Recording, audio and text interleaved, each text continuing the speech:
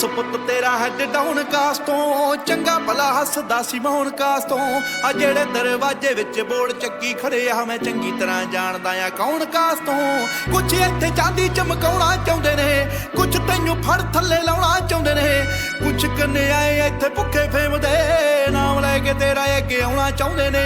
ਮੁਸੀਬਤ ਤਾਂ ਮਰਦਾਂ ਤੇ ਪੈਂਦੀ ਰਹਿੰਦੀ ਐ, ਦਬੀ ਨਾ ਤੂੰ ਦੁਨੀਆ ਸਵਾਦ ਲੈਂਦੀ ਐ। ਨਾਲੇ ਜਿਹੜੇ ਰਸਤੇ ਤੇ ਤੂੰ ਤੁਰਿਆ, ਇੱਥੇ ਬਦਨਾਮੀ ਹਾਈ ਰੇਟ ਮਿਲੂਗੀ, ਨਿੱਤ ਕੰਟਰੋਵਰਸੀ ਕਰੇਟ ਮਿਲੂਗੀ, ਧਰਮਾਂ ਦੇ ਨਾਮ ਤੇ ਡਿਬੇਟ ਮਿਲੂਗੀ। ਸੱਚ ਬੋਲੇਗਾ ਤਾਂ ਮਿਲੂ 295।